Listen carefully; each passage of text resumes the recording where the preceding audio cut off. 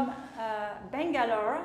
A few days before I was in Hyderabad for IGDC, and then Delhi, where I met you, Ram, for the Lumikai Insignia event. And I made it my mission to go all around, not India, but at least the gaming of India in the main cities and Bangalore, and also visit some of the exciting studios I've met from Insignia Lumikai event, and do a deep dive a bit what is the story of some of the founders in the company, continuing on lessons, learning of leadership, and through all around the world, which is very exciting at the moment.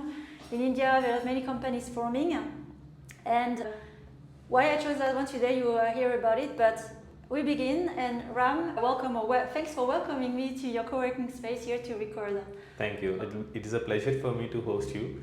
I think thanks for giving me this opportunity to talk to you and explain my journey and share my vision with you.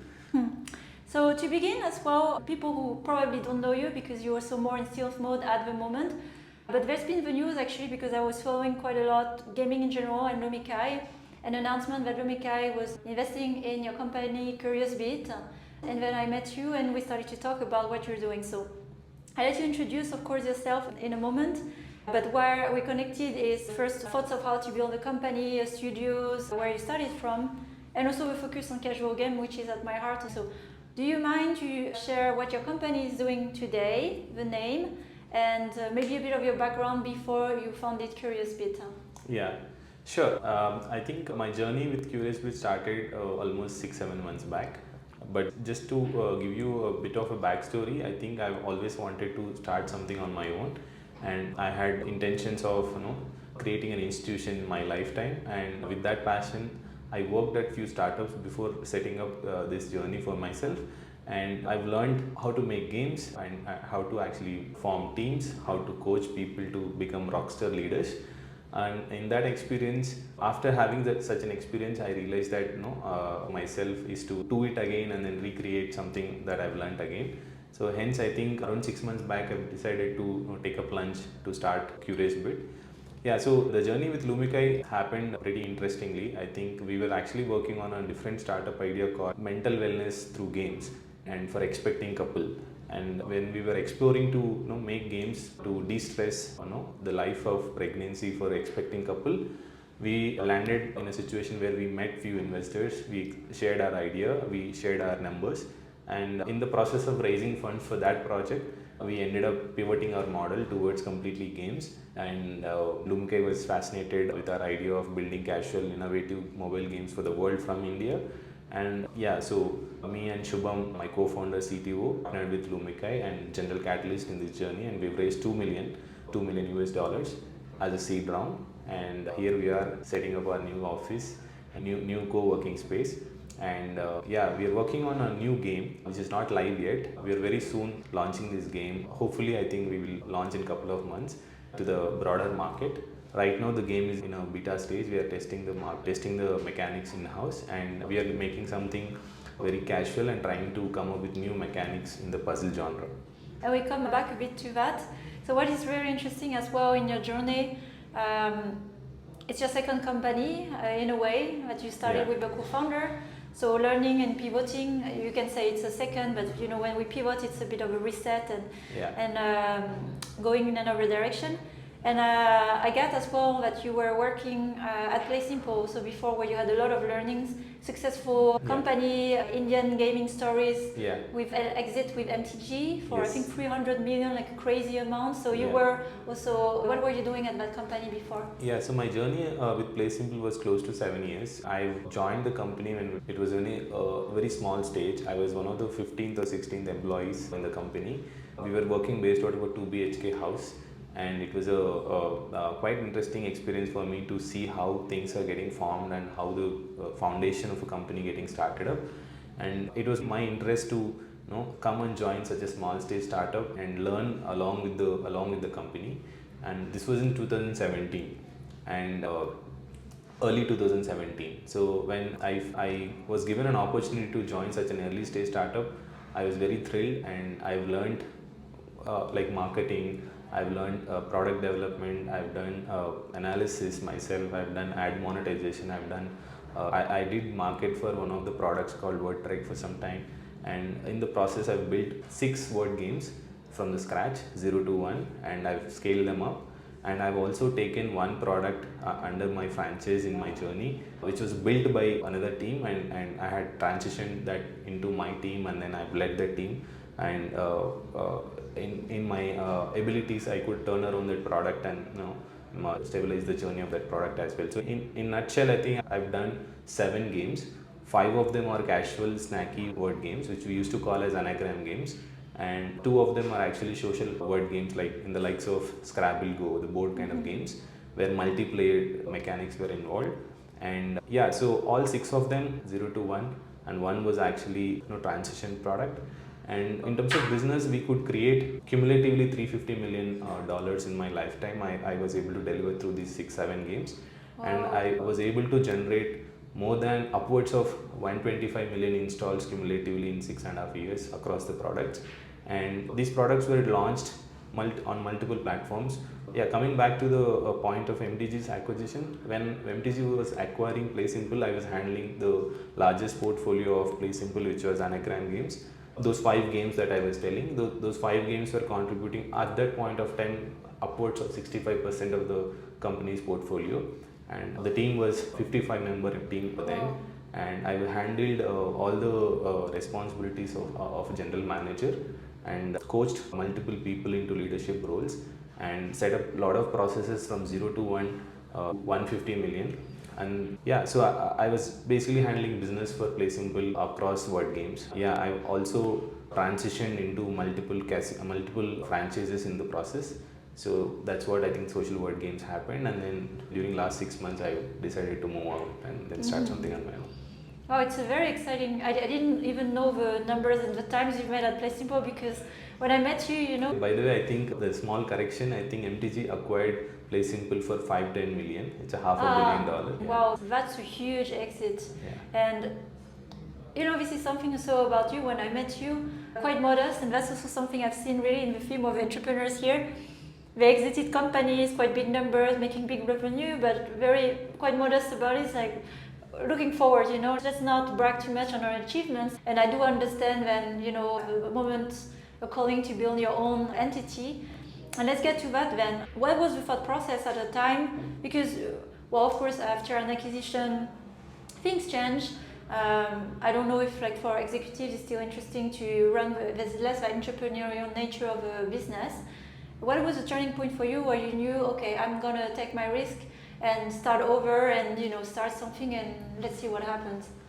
Yeah, so I think, like you rightly mentioned, post-acquisition things start changing, right? And it's quite natural to happen. When an acquirer is putting such a huge money to acquire a company, obviously there are a lot of stakes involved. And at the time of exit for me, PlaySimple was contributing close to 50% of MTG's portfolio, which means I think MTG will have a lot more observation, a lot more understanding in terms of operations of the business.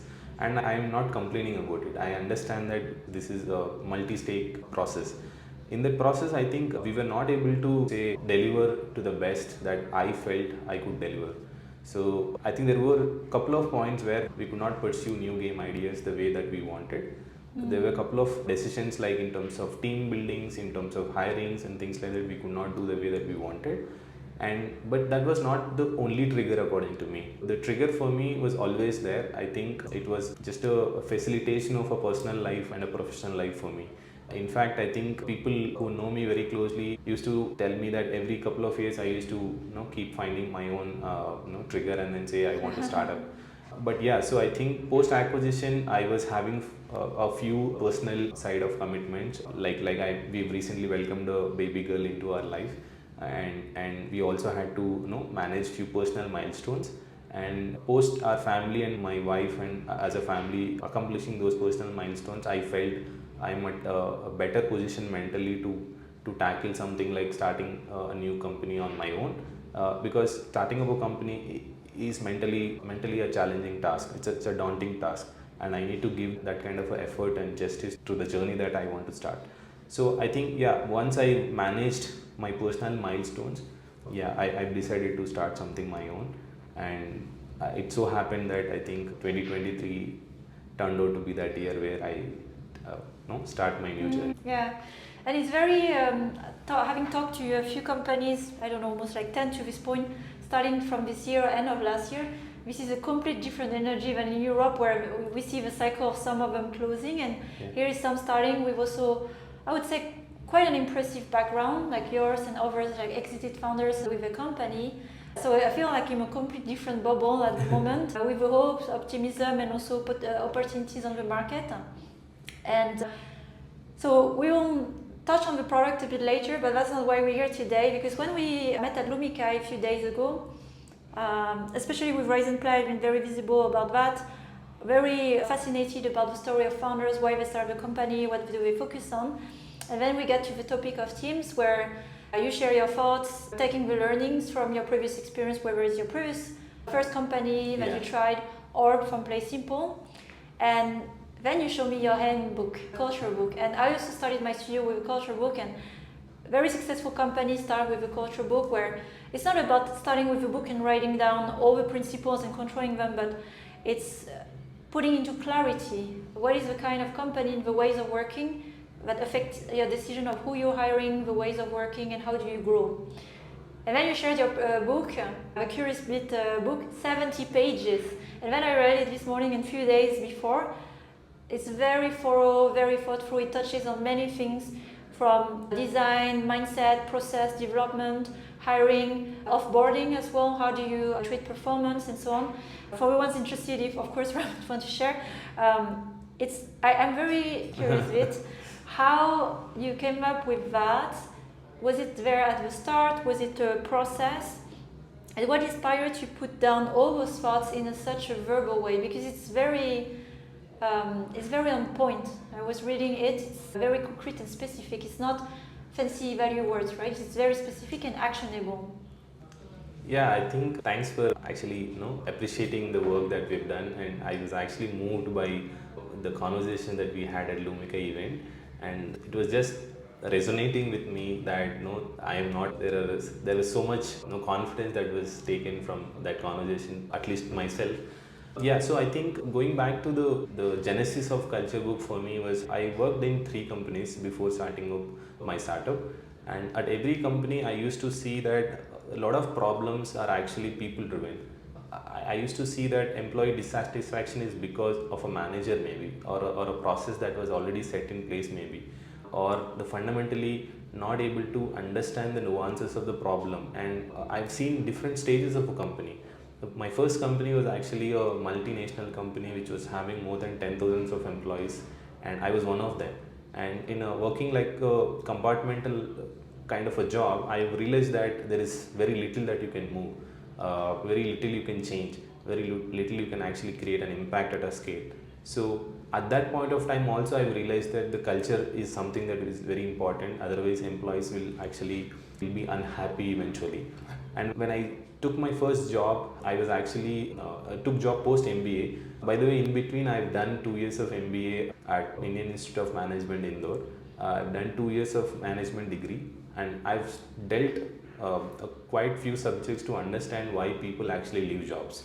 So there's this interesting thing that we landed upon, that there's something called Hedgeberg theory of 2-factor motivation theory. So there's I'll take a minute probably to explain this, right? So let's say when an employee is moving out of a company A, and the trigger for leaving company A generally is 3 reasons. One is probably, first is leader, which is the boss, manager. The second is probably lack of exciting work, because I'm not liking the work, I'm not passionate about the work, the culture is boring, monotonous. I mean, the work is monotonous, and I'm not getting new challenges. The third is probably I'm not growing financially. And the Hedgeberg research says that they are actually in the same order. First is manager, second is lack of interesting work, and third is money. But if the person is leaving company A and joining company B, the top 3 reasons for going to company B are quite surprising in his research. The first reason is not manager, that he's getting a bad manager in company A, but he's getting a good manager in company B. That should be a logical answer. Yeah. Or, hey, I'm not getting a great work here in company A, I'm getting exciting work in company B. or maybe like a cutting edge technology, I'm going to work on AI, something like that. So that should be the top second reason at least. But the first interesting insight is that the biggest reason to pick company B is money. While the lowest reason to leave a company is money. Because it's quite logical in nature, right? If you think through, we don't know who is our manager going to be in company B. We don't know really what is the work that we're going to do. Because we have done 1 hour interview or 2 hours interview in the process doesn't mean that we know that we know everything about the company. So what we are taking a bet is that at least I am financially secured. I am getting 40% hike or I am getting 50% hike from my current salary. So my money is taken care of. So this is the interesting insight that I picked up from Hedgeberg theory, that the factor for triggering to leave a job is not the same as the factor to join a job. So at this point of time, I realized that if a person is having good leader, if a person is happy with the work, money is not the real motivator for someone to leave a company. So when I was actually studying a little more about that, I realized that no, money is not the only motivation, and exciting work and sincere team, having a great leader, having a great peer density are some of the reasons why people stay longer than 2-3 years. So that is actually was the triggering point for me to understand what makes people to stick together for a longer time on a mission. Because I always wanted to start something on my own. If a core team has to stay together for, let's say, 5+ years, what does it take? So that thought process is what actually triggered me to understand these strategies, these philosophies. And as a person, I think I'm a lot more introspective in nature. I reflect a lot more than generally what I see people. So whenever I do something, I reflect whether I've done it right or not, even in personal life. So that nature of me also probably helped me to start questioning myself, why I have to do, what's the real motivation for me to do a startup. Otherwise, I was well placed with my previous job. I could have continued that job and I was earning good enough, right? So some of these introspections, some of these reflections helped me to understand that my real motivation is not money, my real motivation is something else. So the same thing I decided to create in the company's culture. That's where actually the whole thought process of why some things last longer than humans. Humans' life is, let's say, 100 years at max. And I used to realize that we are sincerely following some cultures and some religions for centuries together, right? So when I was understanding what makes people stick together, follow that thesis, that ideology for so many years, I've landed on reading about books, reading about cultures, reading about religions. So that led me to understand, let's say, like so many cultures which are actually successfully running for more than thousands of years. What was the genesis of that? So that is what I want to draw some inspiration from and to create in a company, so that the company can sustain longer. Yeah. So, and it's the way you talk about it, there's a lot of thought process I can see through your personality. And it's very also, I'll take that insight that you share the top 3 reasons of leaving, and when you put it together and the reason of taking a job, like if we take a little time to think, we would probably make wiser decisions, but we never look at it this way. But it makes sense when you look and zoom out, and so I'll stay with that insight. And you have a handbook that you shared, and it's good to understand as well the genesis. So you did write those pages, and I did the same exercise before I started my studio as well, which was an independent studio, like an incubated startup in a way. And it's very good, I would say. My learning has been it's very good for yourself first. So you become clear with yourself, because at the end of the day, and you know that probably you can write down all the things you want, but you have to follow what you're writing, and that's where the difficult part is. And the exercise for me was to write my own principles of life, basically, because that I can commit to be myself, right? But then the difficult part is like, how do I apply this in the company, in the process, the way we make decisions, even in the hiring? So how much of that book is a part of you, your own story, your own beliefs, And how do you also apply decision, this way of working, being in your different stages of process, from hiring, even like maybe screening, hiring, onboarding, growing, and the games maybe you make? Yeah, like you said, it's very hard to follow a lot of principles in life, and it is tough to follow when you are stuck at a complicated situation rather than very easy situation, right? For example, I'll tell you one simple situation on hiring.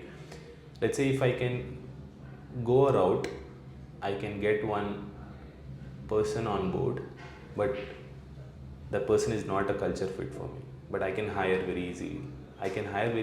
Probably I can hire at the salary band that I'm comfortable with as well. But the other path is you don't have an easy route, but you all the way have to hire someone and train someone, coach someone, and spend couple of years to get the person to the skill level that you want. But person A was culture misfit, culture B is culture fit.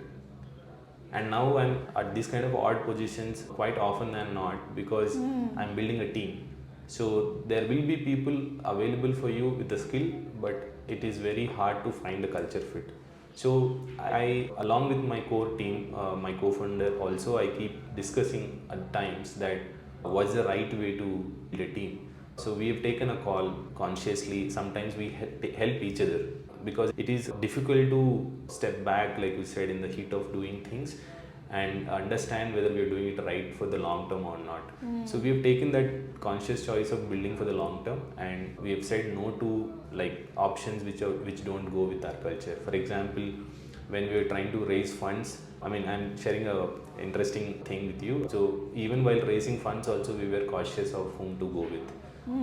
Like irrespective of valuations, irrespective of the numbers, we've decided the investors who can go well with our value system and whom we can trust and whom we can get help from. Hence, I think it's hard. Sometimes we do mistakes, but that's the reason I think we generally go through the probation periods and the training periods to understand each other well. I think we were also having a conversation on how to understand where the fitment happens. When do we take such hard calls like firing and things like that?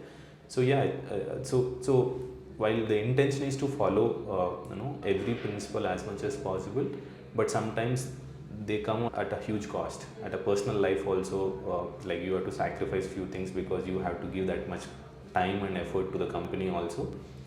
Yeah, but we are trying to follow as much as possible.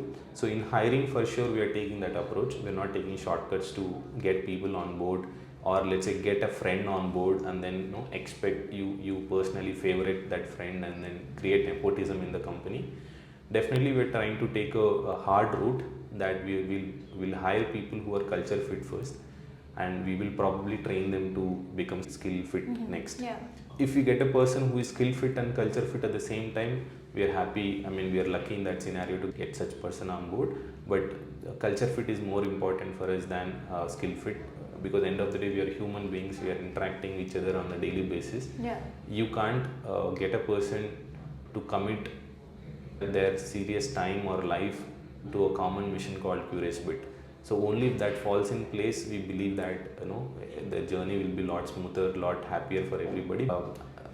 Like it goes unsaid that startup journey is very hard. We have to help each other. So at this point of time, we do not want people who come with different motivations. For example, we have said that money is definitely not should not be the motivation for people to join a startup for us. So we have rejected people who came for ESOPs, who came for interviews saying that they are looking for higher salaries, or let's say they're okay to take small cut in the salary, but they're expecting like good portion of the ESOP pool and things like that. So we've denied upfront, saying that we're not looking to create a culture of money, we are creating a culture of impact. So if a person is ready to join us for let's say 1 year without any ESOPs, and if they perform, ESOPs will come along the way. Yeah. Right. So that's kind of a decision that we're doing in creating teams, and also I think one-on-ones. I think what we believe is that backing is a very important process, both for the employees and leaders also. It's a two-way street, and we believe that we should, even at an early stage startup, we should have one-on-ones. And yeah, me and my co-founder do one-on-ones to employees once in a month. I mean, we would like to do it once in 2 weeks, but but we're not able to find that bandwidth. But we're trying to do at least once in a month to understand where are the gaps in terms of cultural misfit and things like that, or in terms of sometimes deliverables. So those are the things that we are trying to bring in to follow as much as possible. And yeah, we will probably do some mistakes, but the intention is to introspect again and then do not repeat that mistake next time. That's I'm very touched because it reminds me my own journey. When I was building my studio, because I was reading, and we haven't met, in this life, but now we are meeting in the same life, and I was, this is me. Did I write this? And it was really interesting to see a lot of those thoughts and even what you share, because when you build a company, you have a commitment to build something with impact. And then you have to be disciplined about, again, the values and the principles that you have for yourself to follow. It's action only matter at the end of the day, beyond the words. And one that is a really hard one you mentioned about, on the hiring, you will be tested with those principles all the time in the hiring, where you can take a shortcut. Sometimes you may want, and then you learn, and maybe you want to change if it was a good call. But even I remember when I was building a studio, the friends is a tricky one because there are people you like, but if you use the lens, it's about being objective, which is really hard sometimes. Going through your handbook, do I have a person that has those behavior or beliefs, or even motivation? You don't join a startup for the starters to be a team manager. You're just like 7 people, or to get a lot of money, because that's what you're building, right? You start something, so you have to be excited about the work. So you're looking really at all those elements very early. And also that attention to the team, that's how a culture forms, right? So it's your key first people, and in the way you behave all together consistently over time, that will become your culture. But it starts from you, right? And what you build. Yeah, so I believe culture is basically the way people work together. That environment is culture itself. And it actually starts from the originator. Like I mentioned in my culture book that shared with you as well. I think if you look at the origin of any culture, it starts with the creator, and the creator impacts their disciples so much that those disciples actually go and create more and more people joining that culture, right? So that's very important to write down. If you see, every culture has a handbook, right? So name it any top 15 religions in the world, they do have a scripture, they do have commandments, they do have disciples. They do have constant amendment process. It's not set in stone. I think, like for example, work from home policy is such one complicated topic. Like a lot of people come to us and say, hey, this time and age we should have a remote culture or a hybrid culture. We've said in our culture like that we do not have something like that. We have only work from home policy. So now, do you think that can't be changed? Let's say if something like a pandemic happens, I think we might have to change. So it's a very iterative process, but a broad construct of the culture has to be something that should be tested by time, and it should not be changed, in my opinion. And let's get into some particular parts of it, because while you have things that can be moved, like you said, it has to be revisited, because a culture lives with people, and people are affected by society, evolution, and so of course we need to evolve over time. But one thing I can see as a theme, which has really touched me, because I'm really open when I go to a place, is like to see a lot of commonalities where I can find them, and there was a lot of attention in principles around equality, like treating equally, and really thought through about, it's more about your impacts and your status, or who you come from, your badges don't matter that much. So there's already a part about that. There's, I would say, almost a tolerance zero policy about how treating women, for example, in the team. And I think it's a very important topic, and I've not seen this in such a disciplined way. And you make it very clear, like there will be like tolerance zero. It's like we want to create an environment that will be safe for women to join, believing that they deserve also a place in the team, and then we want everyone to be part of that environment to create. So the fact that you wrote it down, and what else I have found as well, I would like to have more a first take on like where was that coming from for you, like that desire of equality, like meritocracy as well, the way you wrote about it is basically it doesn't matter your history, your legacy, but we look at how you are good today and how you're contributing today, and it's not an excuse because you were good before that you'll be good tomorrow by not doing anything, right? So it sets really a certain equality for everyone, like contribute now no matter where you come from. Yeah, so I think maybe some of these things are triggered by some incidents that happened for me. For sure, I think we are all learning from experiences. So I've seen a couple of situations where, let's say, there is a friend on the board, and the merit is not actually tested, but you end up creating more wealth for a friend. Or let's say if you look at a company where father is the creator, or let's say the CEO of the company, and then you have a free right to the son that you are a successor for that company. But if you look at some of the examples like Infosys, some of the examples are like L&T, the companies unlike Reliance and things like that, right? So they've created even Tata for that matter. So they've taken succession planning just based on merit. Whether you are born in the Tata family or not, if you are good enough, you are ready to take it over. And that goes like beyond words. To execute that decision, it takes a lot of pain for someone to, he will go through so many odds. So which is what I think drives me, saying that tomorrow it should not be like my son or let's say my family members taking this as a free ride. Right? Which means first I should set a standard that everybody has an equal chance, fair chance to perform at that level and to probably create an impact.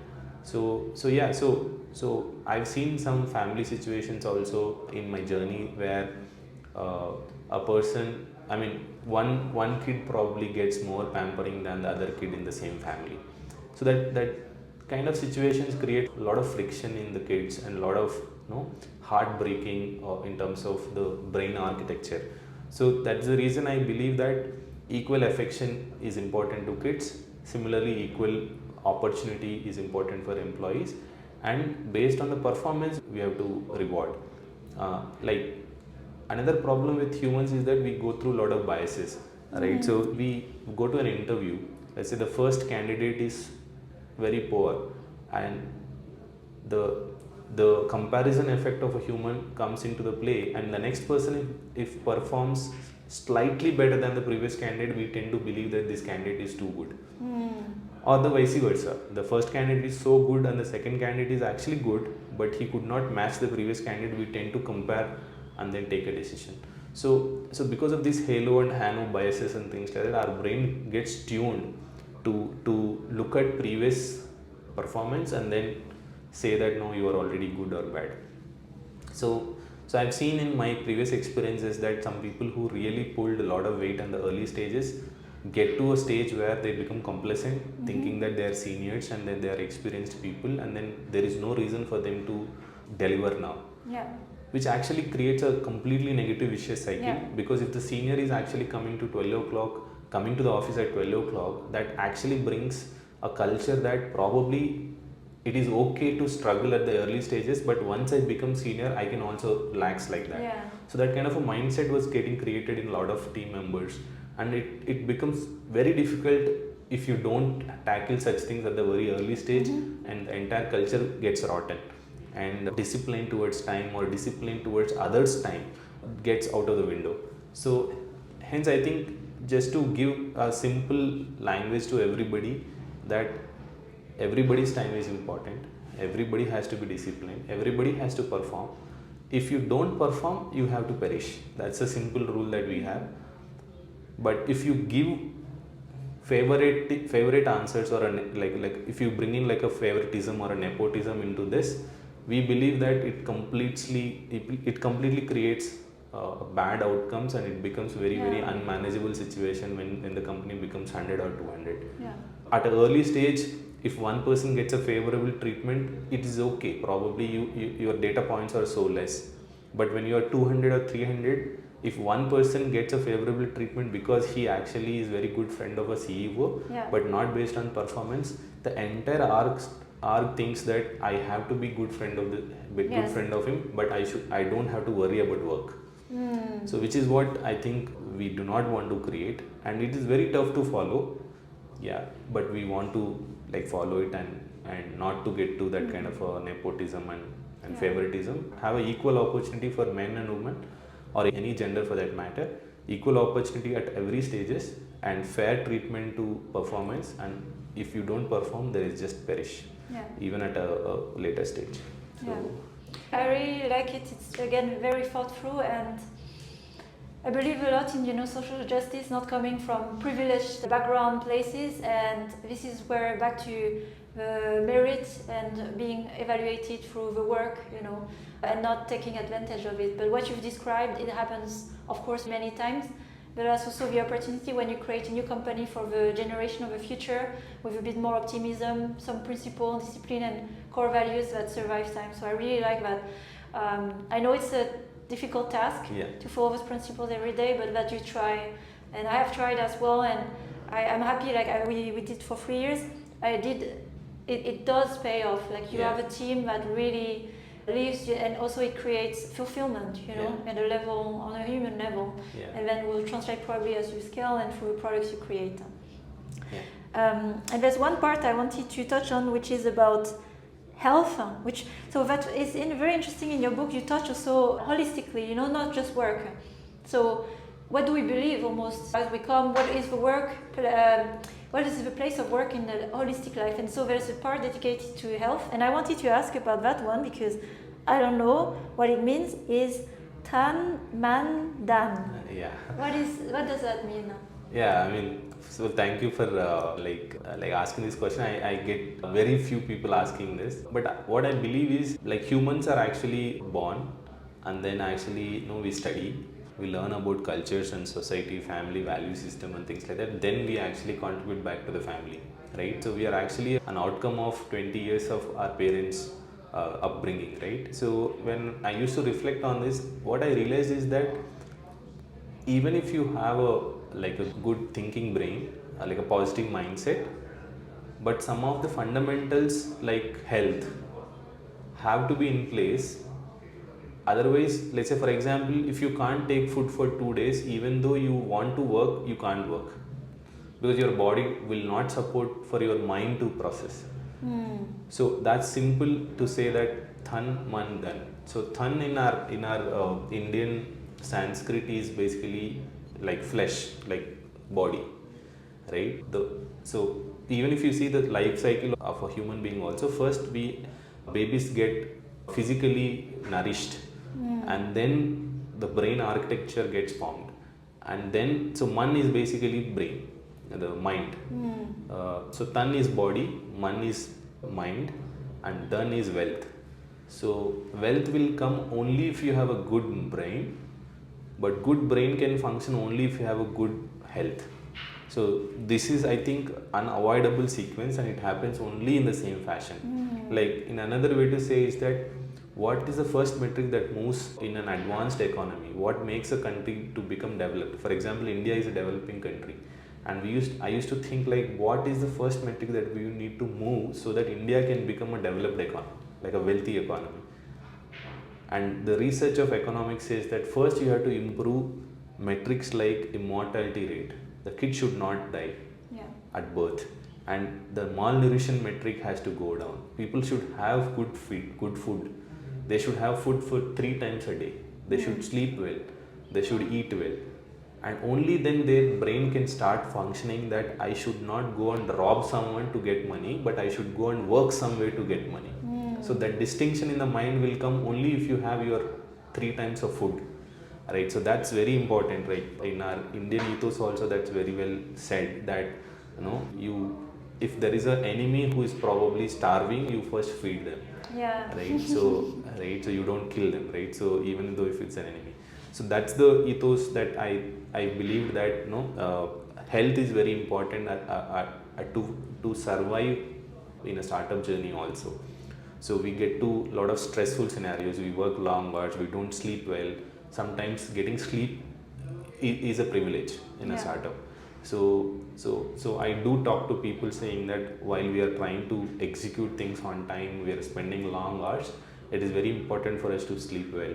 It is very important for us to not to miss breakfast and have a healthy life. Otherwise, we are looking for a short run of making a success in the startup. But what happens is, I personally went through health complications like gastritis and GERD and things like that when I was not having proper food on time, and eventually it led to a situation where I could not focus on my work, that I had to go attend my health first. Yeah.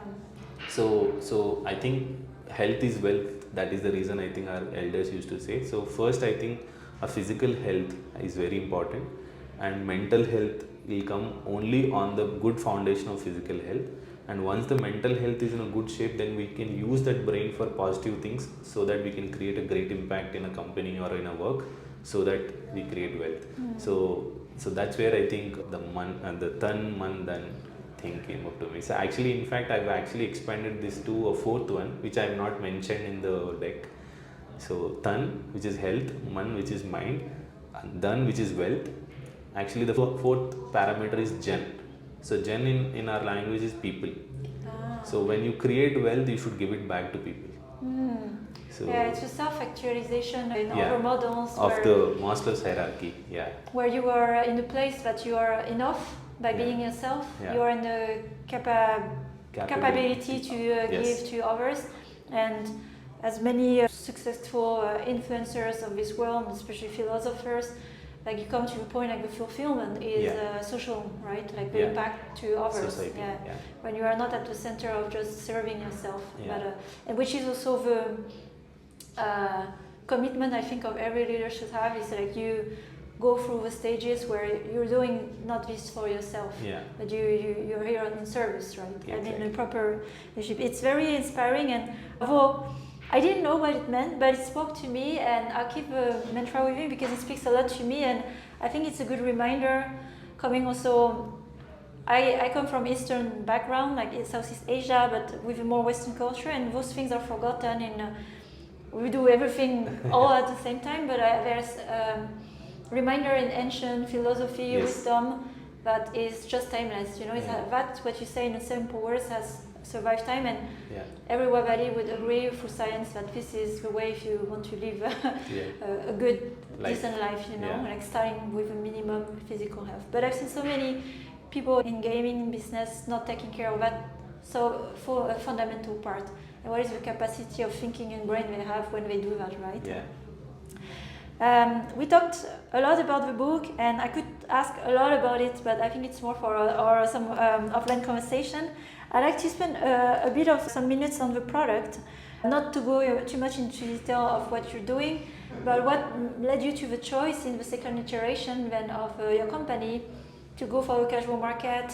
Maybe some observation, you're going for global market, right? Yes. And I will ask this hard question coming from product and business. When you go for global, then you compete with global, right?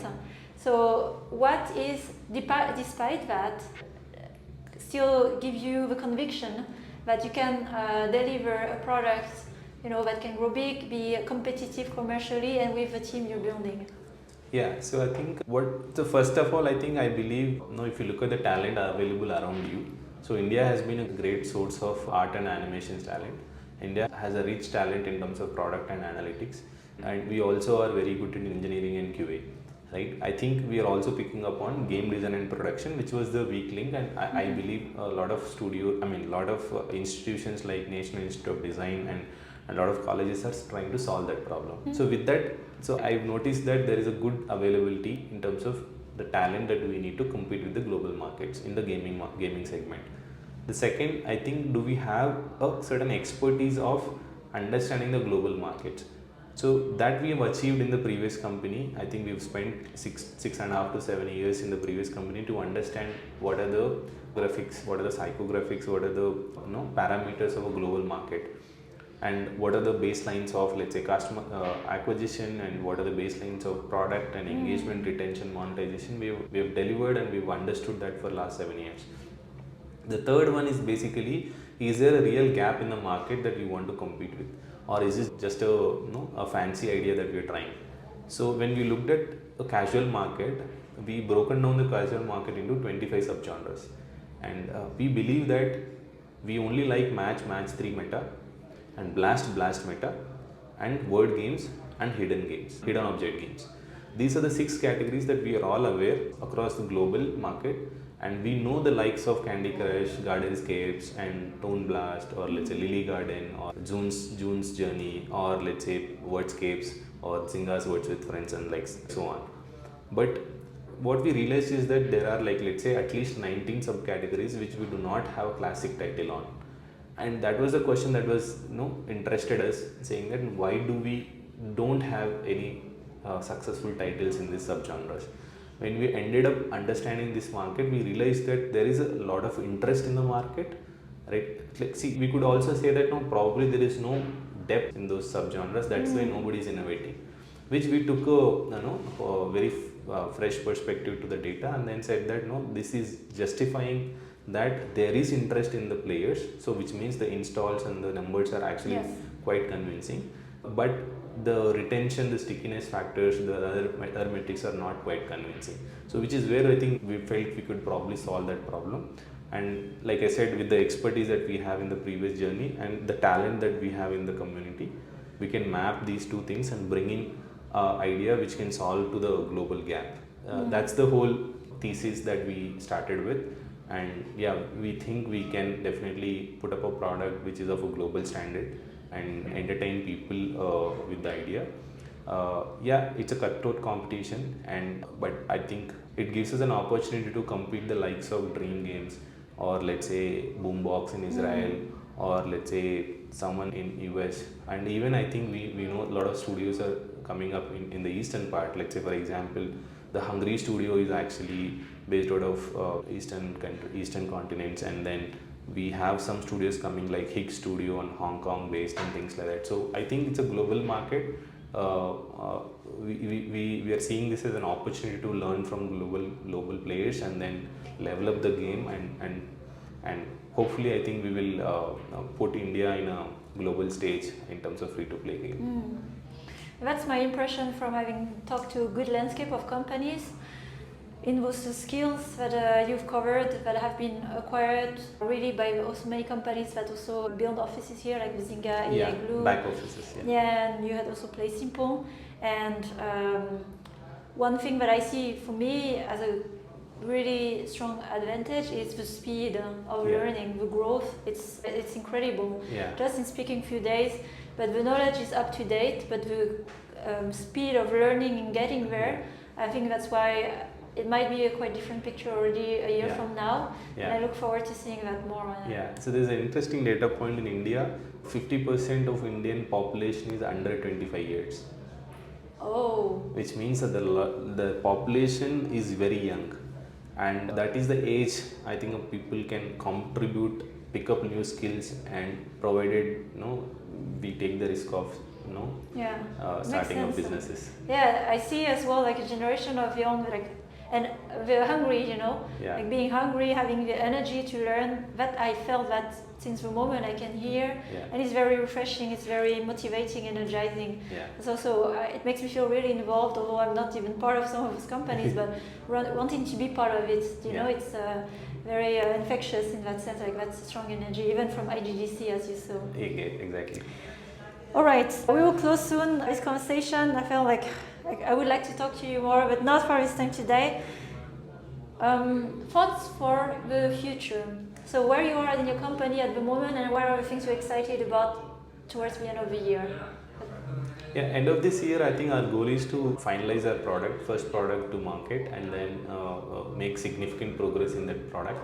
And then hopefully I think we'll get some basic baselines. So.